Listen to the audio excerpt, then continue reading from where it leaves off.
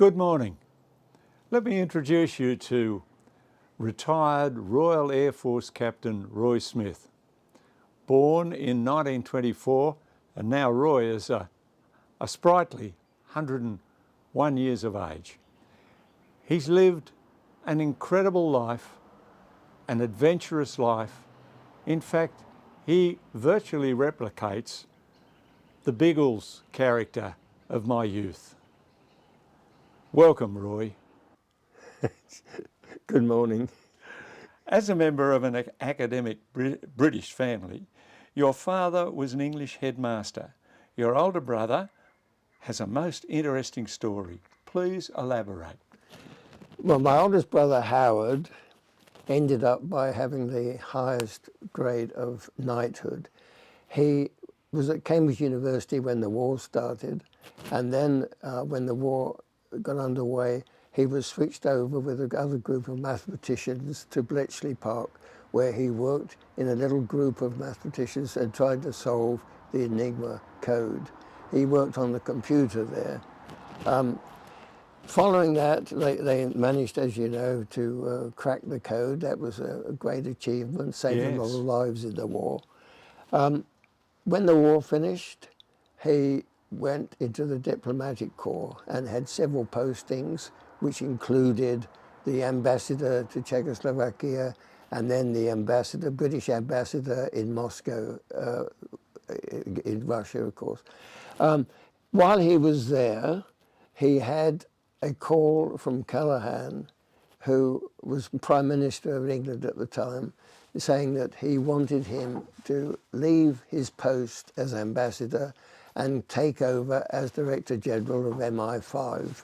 There had been a little bit of suspicion going on there that there could be a spy somewhere in the organisation, and Callaghan wanted to bring somebody in from outside who was completely clean, and they knew there was no connection there with anything. So Howard became head of MI5. Before that, he had one or two other interesting positions. He was the British representative in Northern Ireland when the IRA was very rampant, and therefore, of course, he became a prime target. Anyway, he finished up as, he retired actually from MI5, and that was his last posting. I had a notification from the Air Force that I had been assigned to a course up at St Andrews University. It was run by the RAF, and we had to do half RAF subjects, that's navigation and wireless operating, that sort of thing, and the university studies, which would be physics and mathematics. So I found myself up at St Andrews University on this 6 months course.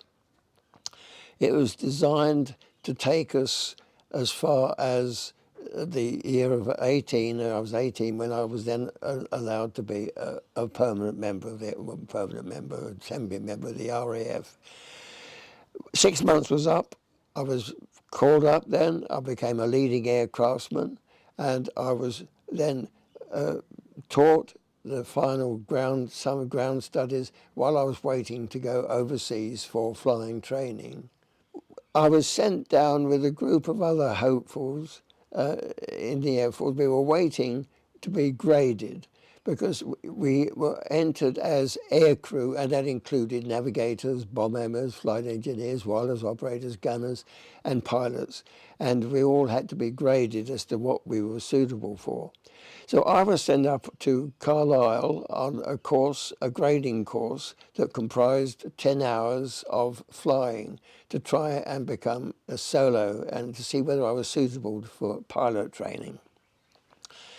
I did really well there, and I think it was about 4 hours, 50 minutes, if my memory is correct, that I soloed, which was then a record in the school.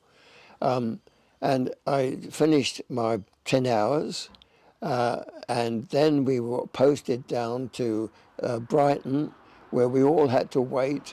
We'd all been through this to see who was going to do what. And we were called out on parade, and the officer came out and said, right, this is what you chaps are going to be. And he said, right, for instance, Brown navigator, Jones, flight engineer. And then he got as far as Smith, pilot. Ah, I was so happy.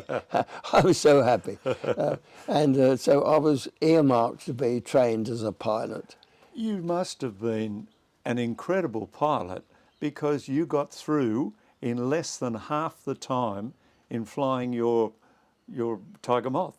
Tiger Moth, yeah. That's incredible. Yeah, well, I suppose I was lucky, and I just managed to get onto that fairly quickly. But at any rate, having then been allocated a pilot's future, if you like, I was sent with a group of us all in the same boat up to Manchester, where we had to wait for our training, which would have to be overseas. We couldn't be trained in England at the time because the Germans were coming over and picking off any training plane they could find and shooting it down, and we just couldn't train there because we'd have been a dead duck. It was just easy picking. So I went with the crowd up to Manchester, and then we were taken up to Blackpool, where we were supposed to go on board a ship, and we were told, you're going to South Africa for training. We were a little bit unhappy because we were all hoping we were going to America, but at any rate, we were ready to go. The last minute before we got on board, we were told, sorry chaps, you're not going on this boat. We just can't get you on. It's no room left.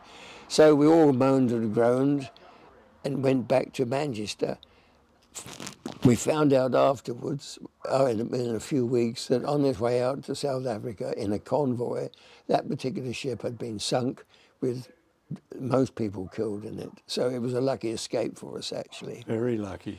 So anyway, we had to wait, and then we went up to Blackpool again, and this time we were told we were going to America. Everybody was pleased, and the next thing we knew, we were on board the Queen Elizabeth. The Queen Elizabeth had just been completed before the war. It hadn't done any commercial private sailings, so we had the whole thing. It was brand new. It was your royal yacht, wasn't it? Well, you could put it that way. It was a beautiful boat. It had been stripped off, and all the gyros had been taken out, so we were told, so that it could increase its speed. And it went flat out. It was too fast to be going convoy, so we went across the Atlantic on our own, doing a zigzag course, with all of us on watch, looking out for periscopes so that we would catch any U-boats if they were there waiting for us. We reached Canada. We went to Halifax, Canada, and that's where we started off and had a few days of relaxation and eating our hearts out with chocolate and stuff, which we hadn't had for years. Roy, what part of America did you go to for your flying training, and what type of planes did you learn to fly? Right, well, we travelled right down to Arizona, to a place called Falcon Field that was based at Mesa, Phoenix, Arizona. It was a lovely little airport way out in the desert, and the planes that we started off elementary flying was on Stearmans, which was an improvement on the Tiger Moth. It was more powerful, and it was a better plane all round. Stearmans were elementary, and then on the advanced flying we went on to AT-6s, Texans, which was similar to the Harvard, and there we did the advanced flying, which was cross-country runs and aerobatics. We did a whole aerobatic course and strafing course. That was air-to-ground strafing. In other words, it got us right up to the stage where A, we could get our wings if we were lucky, and B, end up on fighters. Now, I believe that you had some R&R time, and of course you headed to Hollywood. I think you'd better tell us a little bit about who you met and what you did in Hollywood. Yeah, right. Yes, it's true. We had our leaves over in Hollywood, and we used to stay and go to a place called the Hollywood Canteen. It was run by film stars who devoted their time and their money to providing entertainment and food to people in all the armed forces, actually.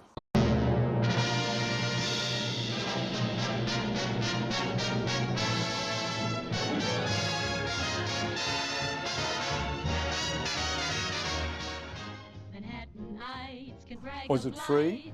Absolutely free. It didn't cost us a penny, and we were very well fed there. We slept. We were able to provide sleeping. It was really a marvellous situation. I was there, and it was being run by the stars. They used to come out and serve the food themselves. They would come out and talk to us and ask if we wanted to have a dance. I danced with Joan Leslie. I spoke to Marlene Dietrich. I also spoke to Mickey Rooney, Carmen Miranda. Quite a wide range of stars were there. It was really excellent. And then I also met Gracie Fields, who had come out. She was out from England and was one of the leading stars in England at that time. And she was a marvellous person, full of fun.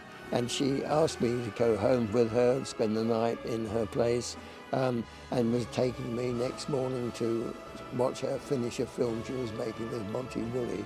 So I jumped at the chance and had a lovely time. She sang songs all the time. She entertained me all the time. She was a marvellous person. What an incredible experience. She must have thought you were a handsome devil too, because she asked you home to her place. Quite platonic. And it was very entertaining and very innocent.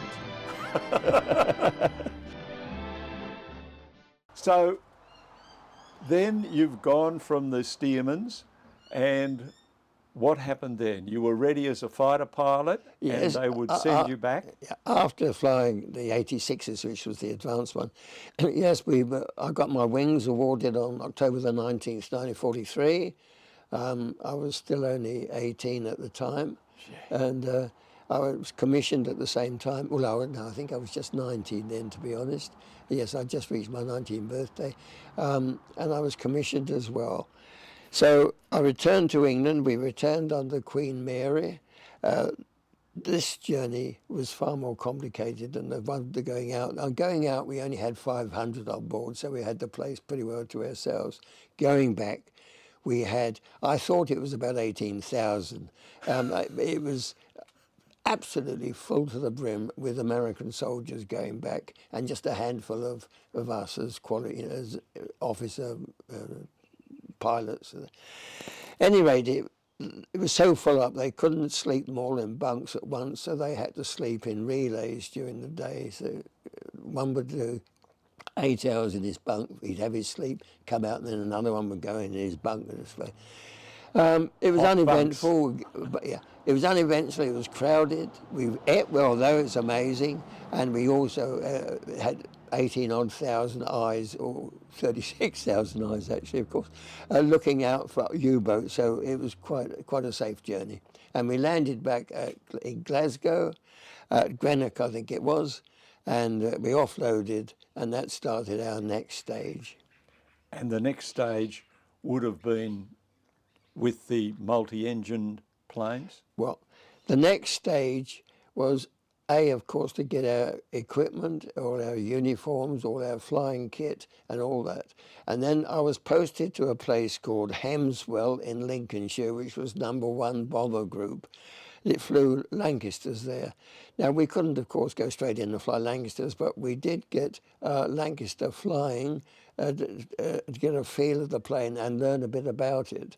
And that was the point of going to Hemswell.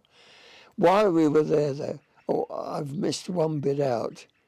When we arrived, we all were fully expecting to be fighter pilots, because that's what we'd been trained for.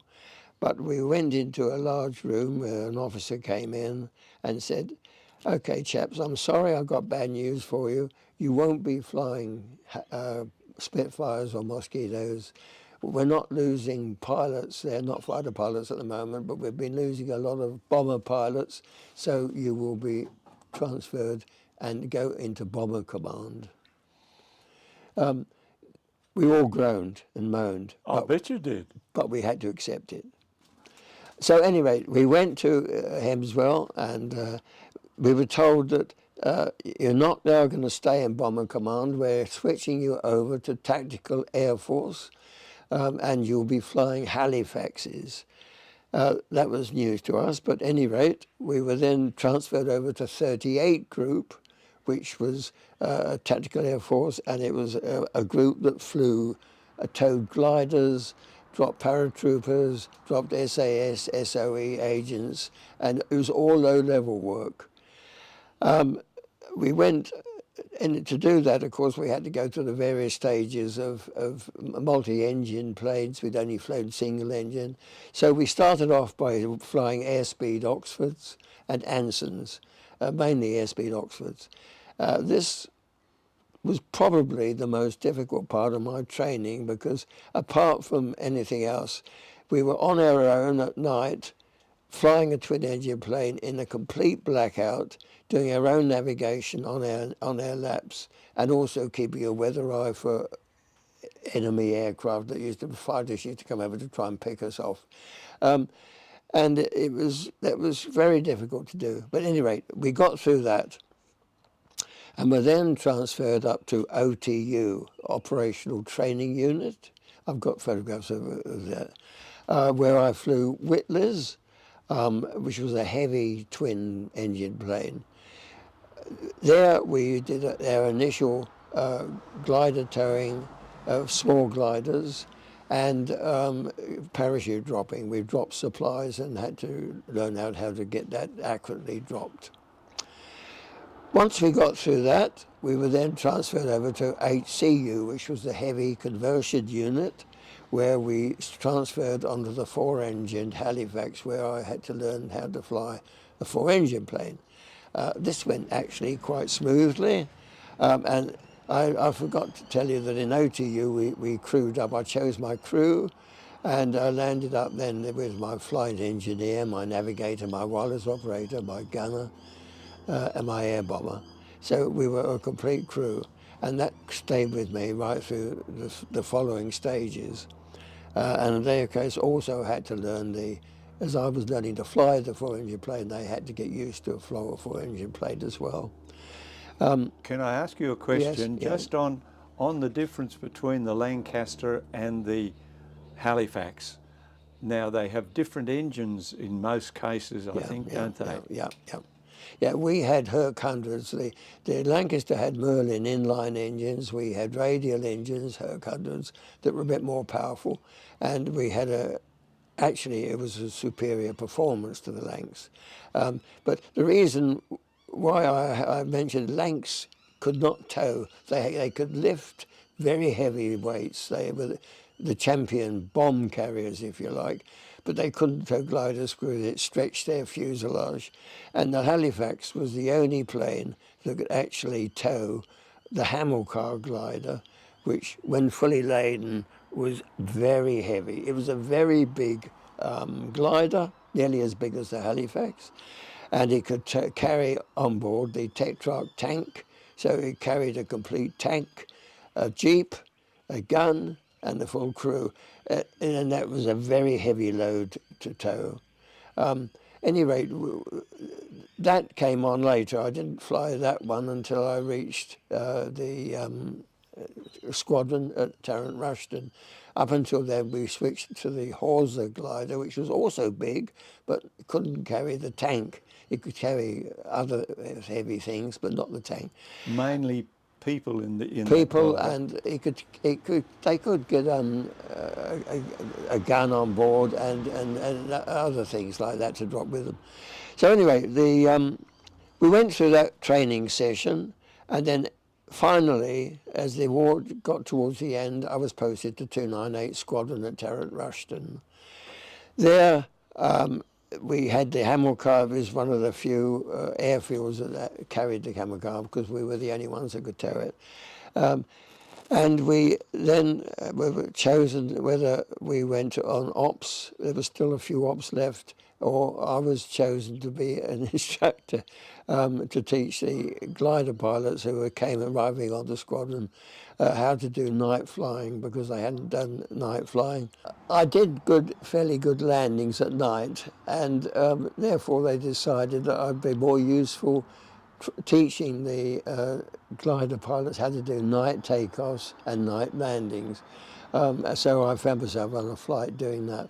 And it comprised circuits and bubs, what we call circuits and bubs. That was taking off with the glider, taking it to dropping zone, DZ, and then coming back, picking up another one, and I'd do 4 or 5 of those a night. So it gave the glider pilots training in takeoffs under difficult circumstances because there were no lights.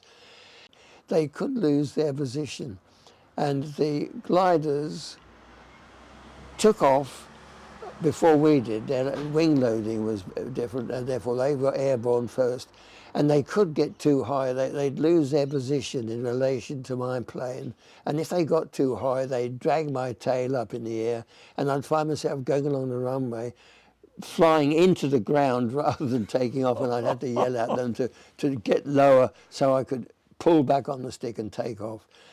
Worse than that, a bigger hazard, was if they'd float off to one side, which they could easily do because they couldn't see their position. And if they flew off to one side, it would take my tail over, and the next moment I'd find I'd left the runway. I was going over the rough stubble, knowing that there were pillboxes dotted over and I was hoping I wouldn't hit one. And again, if I was not quick enough to get them straight, I'd have to carry on to take off up the rough. So we had our moments and a bit of excitement doing it, but at any rate, we got through that all right, yeah. But I believe that there was an unwritten law that you can't release the glider, only they can release the glider. Yeah. So that's quite true. That once we were airborne, the release had to be done by the glider, so we couldn't let them off. If there was an emergency, they had to let themselves go. We couldn't do that, no. Right. So the German war ends and you're sent with a Halifax squadron for a planned attack on Singapore. An airborne assault. An airborne assault. It was to be an airborne assault on Singapore. And to do that, because we had to train up the Indian paratroopers who were out there, and they had no suitable, they'd flown some of the paratroopers had flown in the DC-3s that were out there, but there was nothing out there that could tow the big stuff.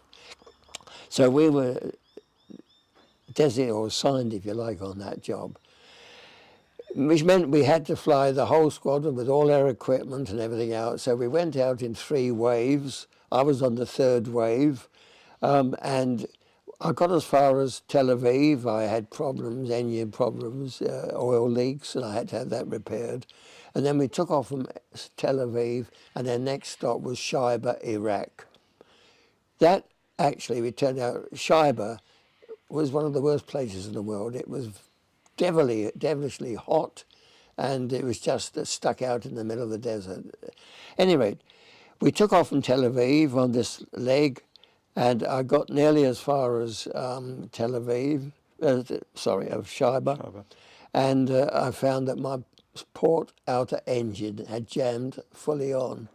I couldn't budge it. We couldn't budge it at all. The flight engineer had to go. We couldn't release it. We tried then to feather it so that we would try and close it down and not cause any drag, but the feathering wouldn't work. We couldn't feather it. So I was stuck with an engine that was just roaring full blast. I had to make a decision either to turn it off physically and have it just windmill, which would cause a lot of drag, or to try and land with it fully going and have the opposite one fully going and have the inner engines pulled right back, so we just had the 2 outers going, and then cut it as soon as we got to the ground, and then hopefully land. But things didn't go according to plan. I'll briefly say this beforehand, that the Halifax had a very strong undercarriage. When I've been taking gliders off, sometimes I had to swing because they swung me. The undercarriage took that quite well. As I wasn't worried about the undercarriage. Unfortunately, I had a faulty one. And when we touched down, I said, cut. There was a slight delay in cutting. The engineer cut the engine, but it still kept going for a bit. I tried to compensate by keeping the opposite engine on full blast, but ultimately we did do a slight swing, and suddenly the leg snapped off. The undercarriage just went.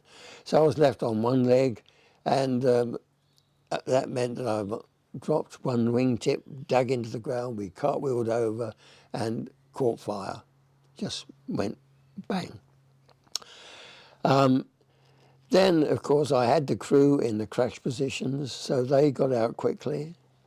I tried to get out, but my seatbelt had jammed and I couldn't get out. In the meantime, the crew had managed to reach a sign about 100 metres away, turned round, and they could see the plane flame. And I'll show you, there's a photograph here of the plane on fire. Yes. They suddenly realised, they said, "Where's the skipper?" That I realised that I was still trapped. A flight engineer came back to try and get me out. And I can remember him saying, "Skipper, where are you? Are you all right?" But he couldn't get to me. The flames had built up a barrier between where he was and me. Then, You were upside down at that time. well, at that time we were at an angle. I wasn't completely upside down, but I was at an acute angle, and I was trying to. I got trapped with the seatbelt. It jammed, and I could not release it. But I have a blackout then, and to this day I cannot remember the next movements that happened. The next thing I knew was I was outside the plane, running towards where I could see them standing. I got halfway there and the plane blew up, and you can see what was left of it. There was nothing left of it, so I had a very narrow escape there. I was blown forward a bit, but I managed to get to them. The blackout, I just don't know. Yes, but you were then taken to hospital. Well, weren't you, in the because hospital they you'd found that injured my yourself. knee was like a jelly, and they think I used it as like a crowbar. and Your ankle? Yeah, that one down the shin. The Shin, yes. And they think I used it as like a crowbar, and but we don't know. And I never will know to this day. But all I know is I did get out. I did have a narrow escape. I did have a bad leg at the time, and that's all. So I've got pictures of what was left. The crew were looking at it on the following morning, and there was just nothing left. Of course. Total devastation Absolute from the photographs absolute that you showed devastation. me. Yes, you can see that. Yes.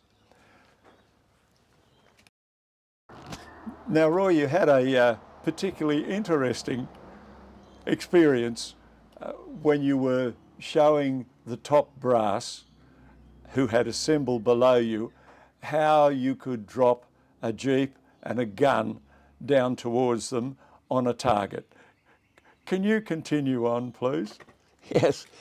We were assigned the job of doing this demonstration drop to all the top brass. We had generals, colonels, high officials. I think there were even one or two politicians came down actually, and they were sitting by the dropping zone, just waiting to see a jeep and a gun drop gracefully in front of them, just accurately right positioned. From a Halifax? From the Halifax, yes. Yeah. So I took off from Terra Rushton. I had the stuff loaded on board. When I was nearly there, I happened to notice a certain amount of turbulence, and I was having a job to keep the plane too steady. And I looked out, and on the port wing, one of my inspection panels had developed, malfunctioned and flung open, and it was starting to tear some of the rivets. So the top of the plane was being torn back a bit and rearing Peeled up. off. It was absolutely, it was rearing up, and it was causing turbulence. So I got back to base when on the radio and told them what had happened, and they said, "Well, okay, go ahead, finish the drop, but make sure you drop a bit faster than normal because your stalling speed will be affected," which I knew that it would be affected. So anyway, I got to the DZ and dropped about 10 knots faster than I would normally have dropped.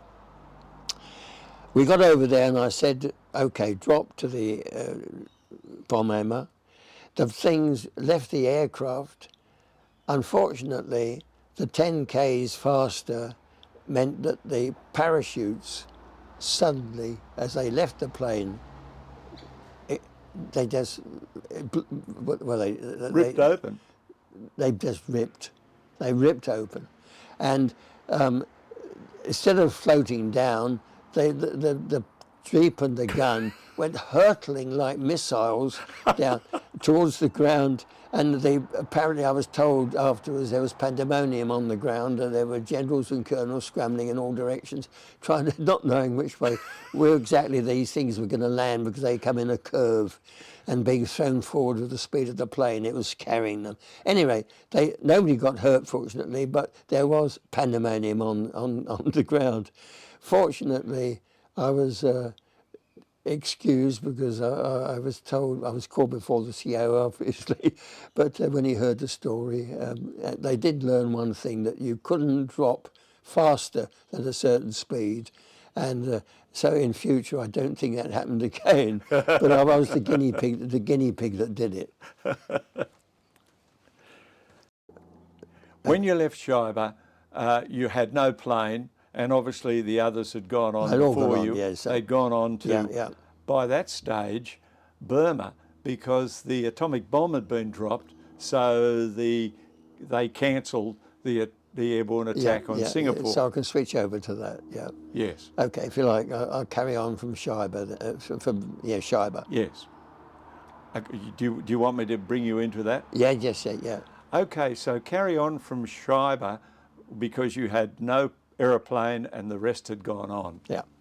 Right, well, when the time came right and I was able to travel, I hitched a ride in an American Liberator that came through, and that took me on to India, where we were at a place, we went to Karachi, which is now in Pakistan, of course, went to Karachi, and from there on to Raipur, which is central provinces, where the squadron was stationed.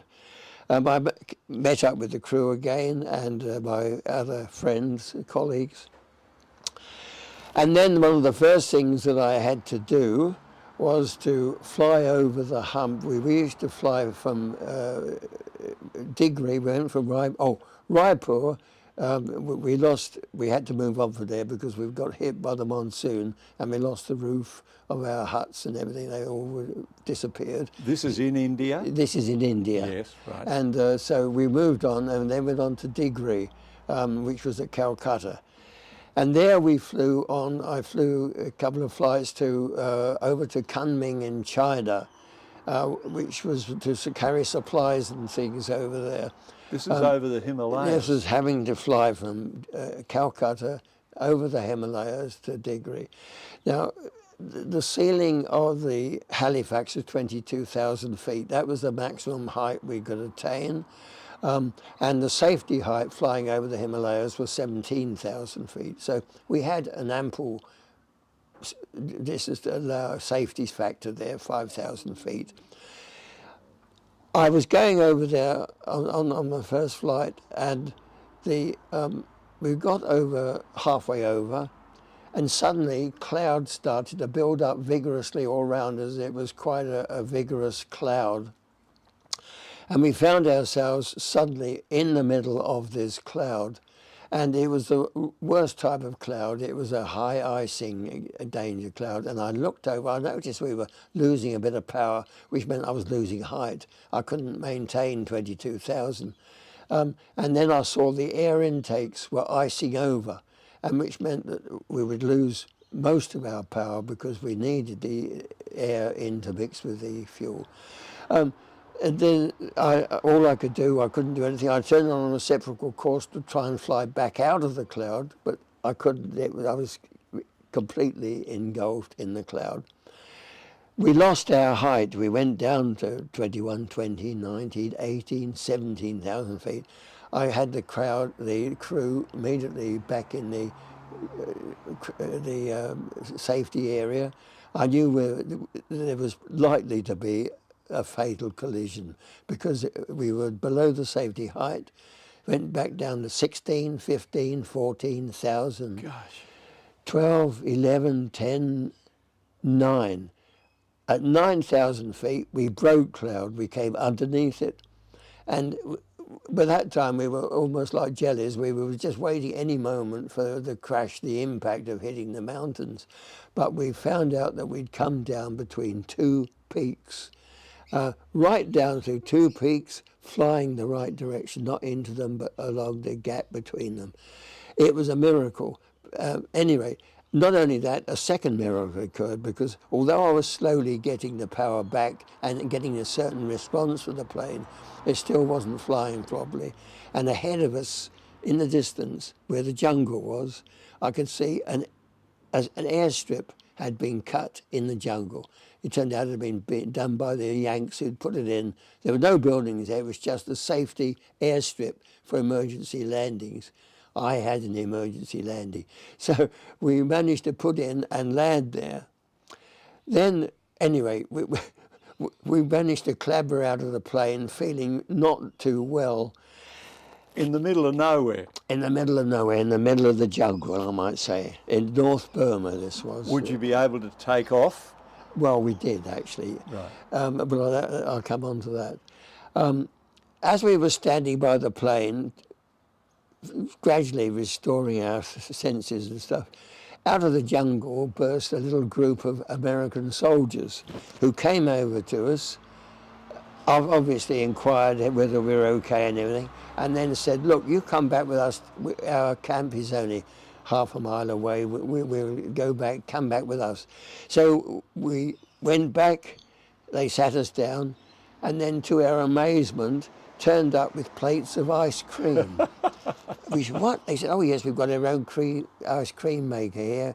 We keep ourselves supplied with ice cream. So we sat down in the middle of the jungle, having done a forced landing, feeling like nothing on earth, but thoroughly enjoying a plate of ice cream. And this is the middle of Burma? In North Burma, right in the middle. In the middle of the tropics? Right in the jungle there. Incredible. Incredible.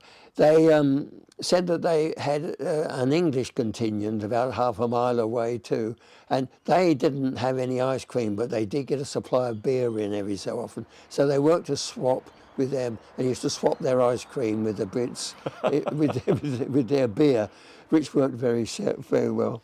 Anyway, that was quite surprising. It was quite amusing actually to think I could have ice cream in the middle of the jungle. From that, we managed to take off and then eventually get back to our base. Now, you also told me that you, in Operation Hunger, they had to feed hundreds of thousands of people. That was the next thing that happened. They found out the Japs had devastated all the villages in the Himalayas, the base of the Himalayas. There were dozens of villages, dropped all over the place they were. And they'd been stripped of all their food. The Japanese had stripped them of everything. And they were literally starving. There were, I don't know how many, but it would have been tens and tens of thousands of starving villages there. In the hill tribes? All of the Kachins and the Shans tribes. And the RAF put on an emergency called Operation Hunger, where we were to drop food to all these starving villages. To do that, we had to fly down to central Burma, a place called Mike Tila. It was just a dirt airstrip, and they put up a tented camp there for us. So although it wasn't an official airfield, we used it as such and landed and took off there quite easily on the mud, on the packed earth. We carried 12,000 pounds of rice. It was split up into two lots, 6,000 that was to be pushed out directly onto the villages, and 6,000 that we landed at a place called Michinau, which is in North Burma. It's spelt by Kaina, but it's pronounced Michinau. Yes. And it's where the confluence of the Irrawaddy starts, actually. So the idea was to drop half the load, and then the other half we used to drop off at Michinau, which was very close to the DZs. And that would be picked up by DC-3s who couldn't carry more than that. So we used to feed them with it as well as drop our 6,000. We did have one nasty event there. There were 3 DC-3s, took off all lady heading for the dropping zones. And unfortunately, their navigation went slightly askew, and they went up the wrong ravine or canyon, if you like. Instead of the dropping zone at the end, they came across a dead wall. They couldn't climb out of it. They weren't powerful enough to climb out of it, and they all flew smack into this, killed all 3 crews. There was only one survivor. He was one of the dispatchers who, just before crash, apparently jumped out and landed on the treetops, injured himself, of course, quite badly, but survived and lived to tell the tale. What an amazing story. Yeah, he had to be picked up after he was found after a few days. He didn't want to fly anymore, but he had to. But the only way we could get him out was to fly him out. But at any rate, it was a miracle that he survived, but everybody else got killed, which was a very sad thing. But it wasn't an easy job because with Halifaxes, we had the power. We probably could have climbed out of it.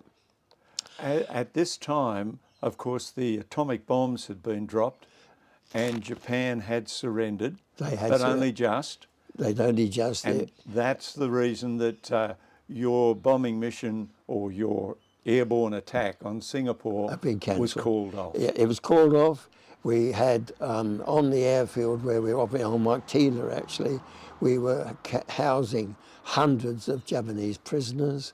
We had taken them as prisoners. We had the unpleasant task of sorting out their comforts girls. They had... their comfort girls. Yeah, yes. They had loads of these with them, and we had to try and find out which villages they'd come from to return the girls to where they came from. It was quite an unpleasant and difficult job. Yes. But that was another thing we had to do.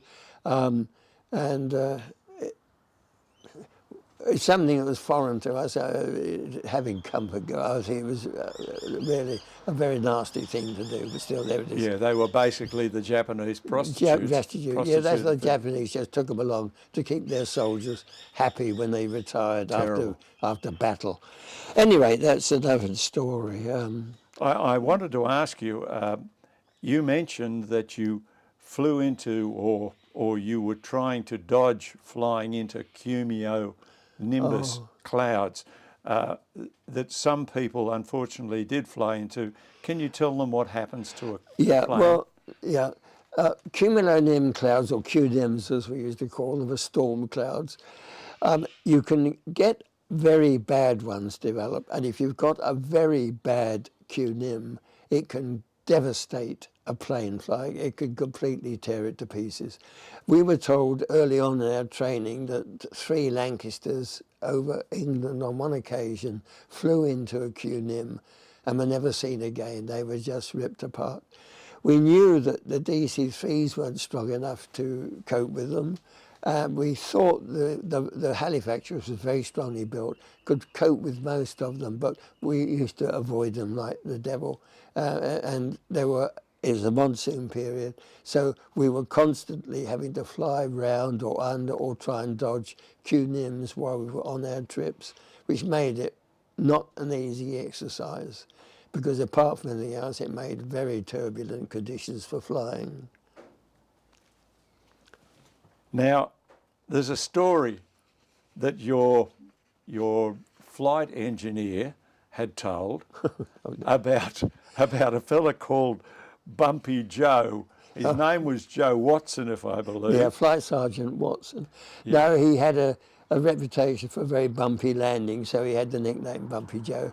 And the story goes that the control tower used to tell him sometimes, when you reach the end of the runway, bump your way round, will you? Just bump along.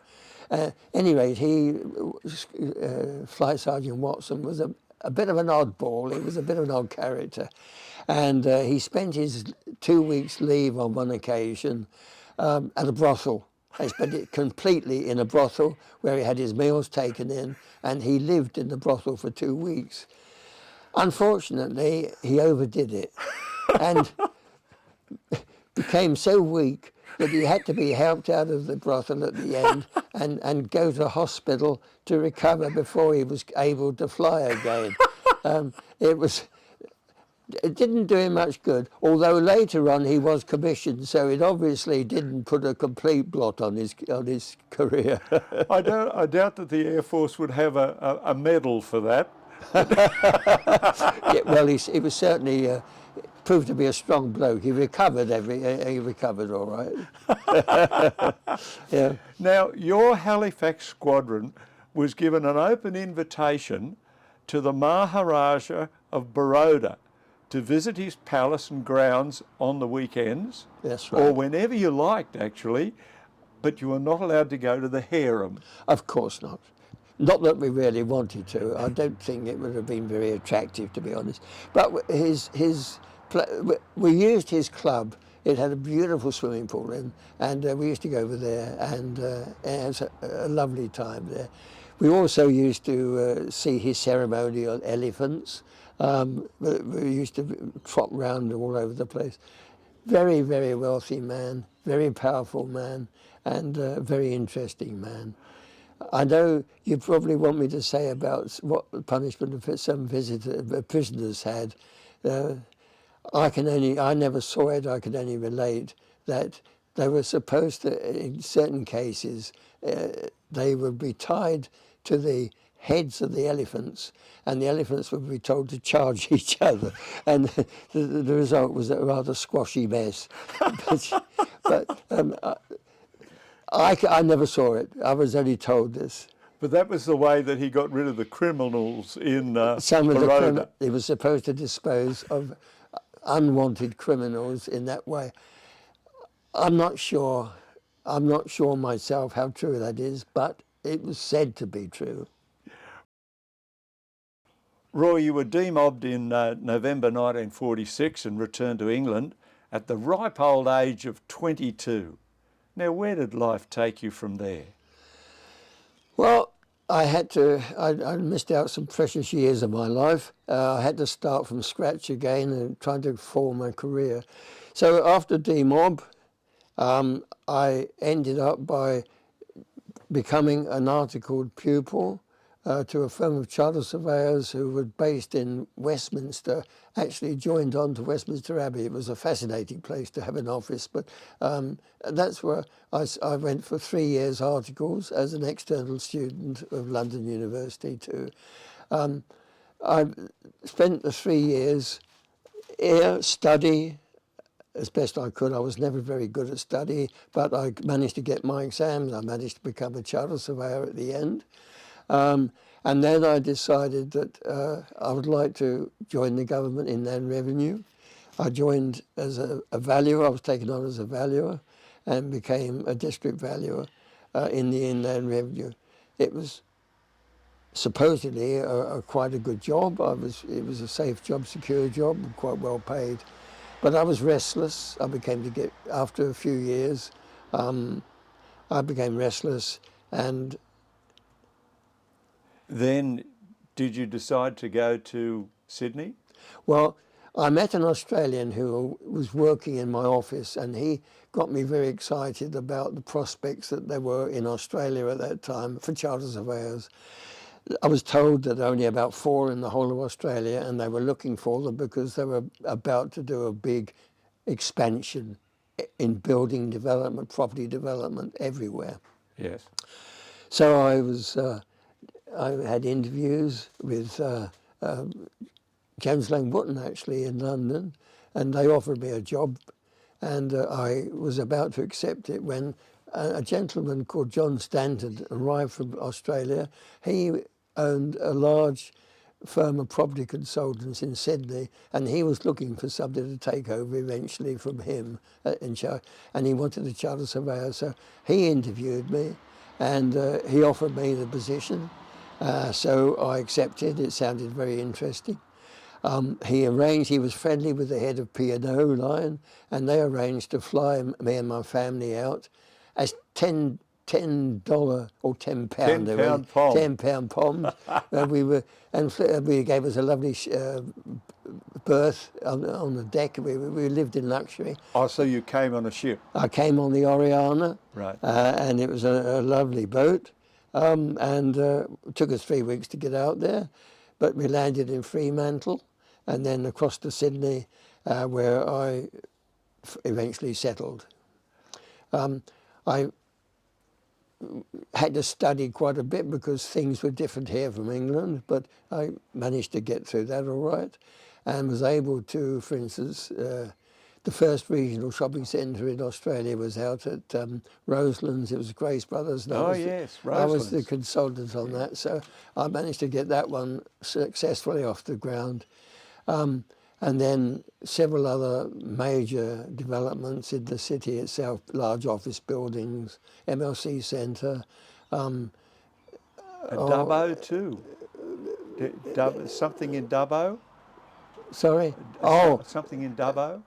no, that was later on. Oh, right. That was, all these jobs were done while I was a consultant with Stanton's, and I took over then as managing director, then chairman of Stanton's, and spent about 10 years, I think, in that position.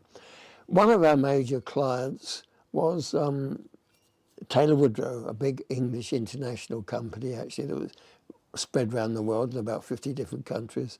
And Lord Taylor had created that company.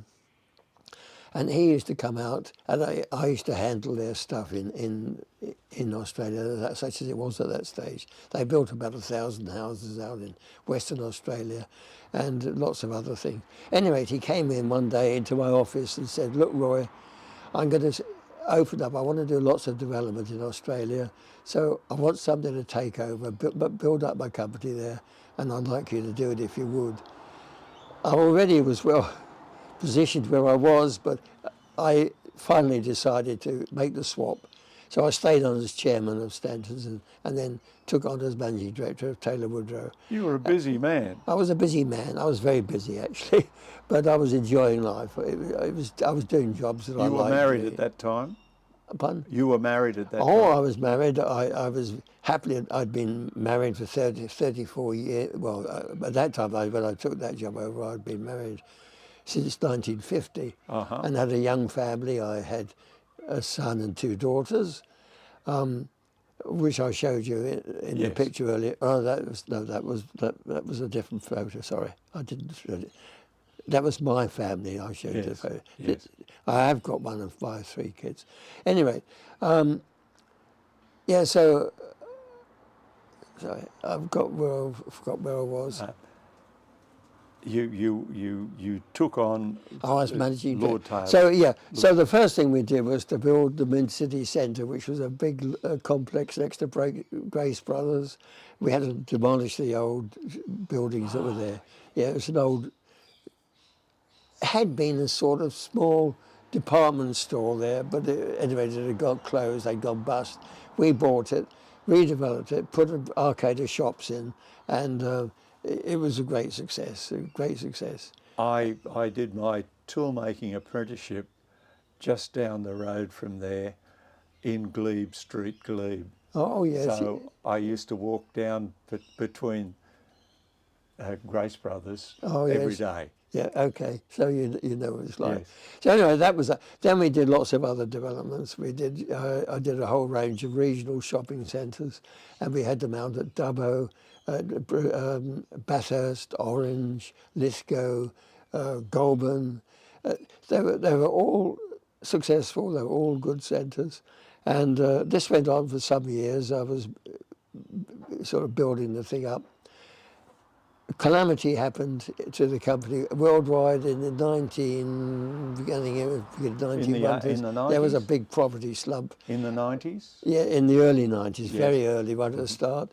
And I was just finishing a big extension up at Dubbo, and all the others were thriving, when it hit the world, and Taylor Wood were no exception, and they made a big blue in London, and they did a development they shouldn't have got into. They lost hundreds of millions. And then the Canadian group lost a lot of money. America lost a lot of money.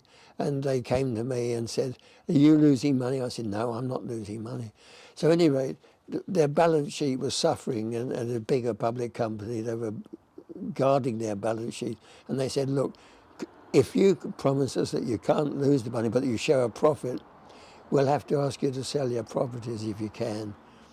So I did. I went and I sold them all, made a profit on every one, and was able to send back hundreds of millions back to London, which filled up a hole in their balance sheet, which they were very thankful for. They would be so pleased. They were so pleased. They were. Anyway, by then I was due to have retired before then, and I'd reached coming up for 70. So I got all that settled, and I said, look, I'm not staying anymore. I've got to retire. So they decided at that stage to close down their Australian operation, and they did. They kept it going for certain aspects of it, land development and one or two housing developments, but they stopped all their property development. So then I retired. I took that chance to retire. The top one is the one I'm flying in. So that one is the one that I'm flying in, and they were lovely planes to do aerobatics in, and you could loop them, slow roll, barrel roll, snap roll. You could spin. You could do anything in them, which we did as part of our training. Two-man. You went up with an instructor, or? Yeah, well, we were taught in those, so we had instructors, but then we'd fly them on our own. Oh, I see. Now, yeah. Here we've got your crew. This is what you went over. That's right. That is the crew that flew over the hump, and the one that I got icing, and we had a miracle escape. Where are you? Yeah, I'm at the end there. That's me. Yeah. But that was taken in North Burma. In North Burma, yeah. I like to mention this sometime too. That's the rock called Rockall, which is stuck out in the Atlantic, hundreds of miles from anywhere. It's just a rock that sticks out. It was part of our training from Tarrant Rushton to get pinpoint navigation. That we had to fly from South England, right up off Scotland, across the Atlantic to photograph it. And it meant that the navigators had a very difficult task finding it, because it's just one rock sticking up in thousands of miles of just ocean. But anyway, when we got there to find it, we had to photograph it to prove that we were there, and that's got my flight number and everything. I can see it on the edge there. And I'll let you know that 2 weeks ahead of me doing that, another crew did the same thing, and they had a job finding it, and they spent so long doing a square search finding it that they used up all their fuel and crashed. They crashed in the water and killed them. They just died. So even doing a training flight like that, there were dangers. Yes. Well, there I think is the one you were looking for. Oh, that's what they were loading the rice. Loading the rice. The sacks of rice on the planes. Operation Hunger. Before we could drop it for Operation Hunger. Yes, I understand. Oh, you wanted to show your brother too. Just a fun one, this. Yes. You might think my brother was a bit stuffy, being ambassadors and head of MI5, Director General and British government representative, but he wasn't. We used to have good moments together when we'd have fun. And there's one that you might be interested in. There's my brother and me having a bit of fun together. This is the man that was in charge of MI5. That's it. That's the one who was in charge of MI5. Had the highest knighthood that you can get. There's several grades of knighthood, and he had the top one. And also the man that helped solve the Enigma. That's right, yeah. With the Enigma code. That's him.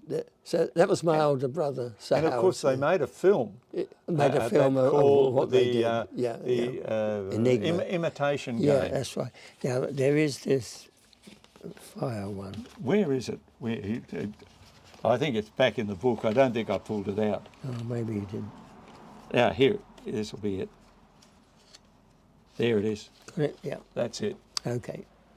You explain that. That was taken while I was still inside the plane, That was taken by when they were standing watching before they realised I wasn't with them, and so I value that one. Yes, that's the original, and that's what it looked That's like all. afterwards. That's all. The That was, aftermath. yeah, that's all that was left of it. That's right. Absolutely. And there's another one there, I know. Oh, and that's the. You were interested in that because that was in the tent city, wasn't it? That was in Mike Teeler, Operation Hunger, where we lived in those tents and used to fly our planes right up and down by the side of them. That was quite an exercise. That was a big operation, and probably the most valuable thing I've done.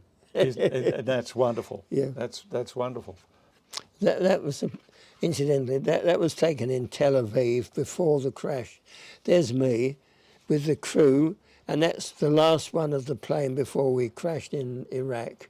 So there's me with my navigator, flight engineer, and all those people.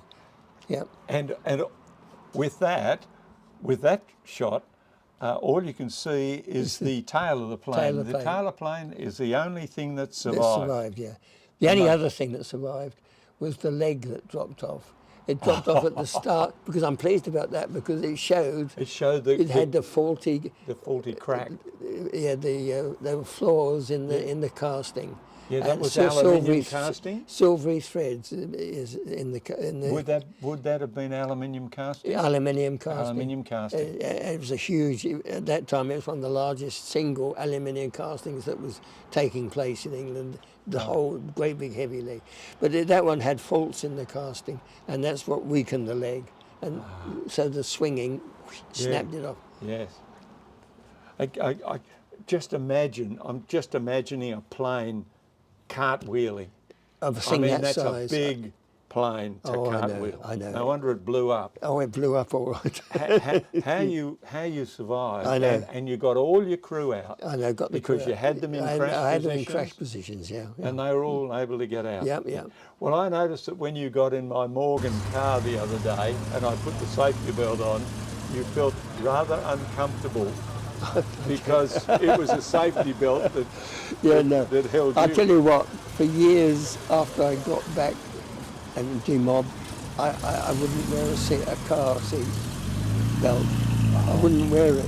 And it's only when they made it legal, you had to wear your seat belt, that I had to start taking it to game. It set me against them. I've got used to it now. I take them now. It's all right. Well, what has kept you so well preserved in body and mind? I mean, bearing in mind, you're like a spring chicken. You're 101. You'll be 102 in March. Yeah. And you've had this incredible life. Yeah. What has kept you so? Well, several things. A wonderful family to start with. I've got a fantastic family. It's widespread now. I've got in all, including my step-grandchildren. I better come on to that later. In America, I've got 20-odd great-grandchildren. I've got masses of grandchildren, and everybody, it's all loving. It's a loving loving family, and I think the word love predominates in my thinking. People ask me, "What's the secret?" I say it's a four-letter word, love, which is opposite to hate. And I've tried to love everything, love what I do, what I eat, where I go, people. Love. If you love things, you can't go wrong, and I think it's kept me healthy. I certainly enjoy life, and I live with my daughter here. And she's fabulous, and I enjoy my life. I lost both my wives. My first wife lasted 34 years. Then I met my second wife, who was the one I was a sweetheart. We were sweethearts together in the war, from her age from 14 to 18, from my age from 16 to about 20, I think. And we met again after 40 years apart, got married, and had 38 years together. So she lived till she was 96 and I was 98, and we had a wonderful, wonderful marriage together too. So I had two wonderful women in my life. My first one was a fabulous, beautiful lady, she brought up the family beautifully. Oh. And the second life was also, the second wife was beautiful. You've been blessed. I can't, look, I had 2 wives and I was very lucky. And I've had a wonderful life all through. Well, you also love the area that you're living in. It's Avalon and the Northern Beaches. Look, I lived most of my time at Mount Cola. I had 5 acres up there, and I was very happy there with my wife. I loved it, and we called it our little paradise. Then when she died, and my daughter said, "You're not living on your own, you're coming to live with me." This was down here in North Avalon. I came down here, and I fitted in right from the word go. She made me so feel at home. I love it here now. I think it's a wonderful place.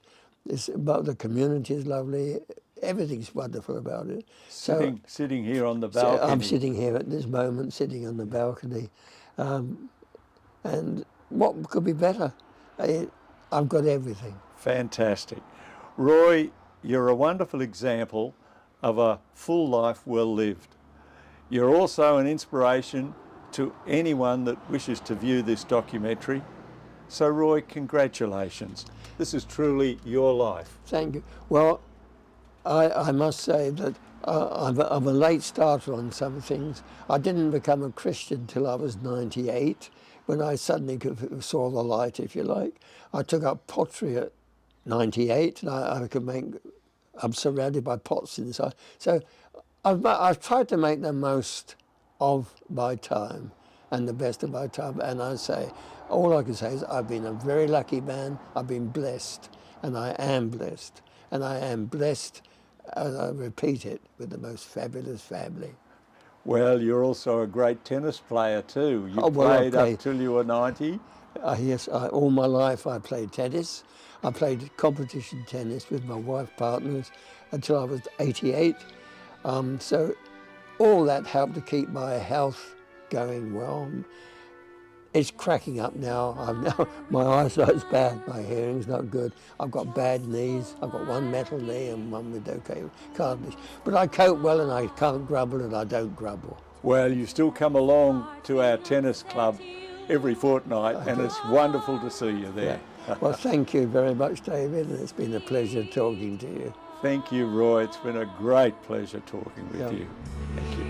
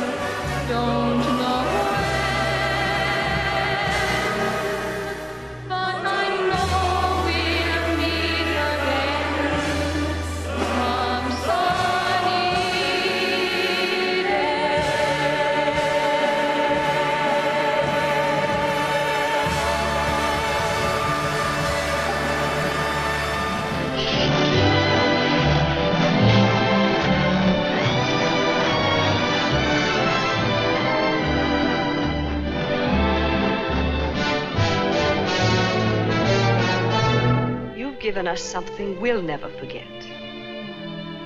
Wherever you go, our hearts go with you.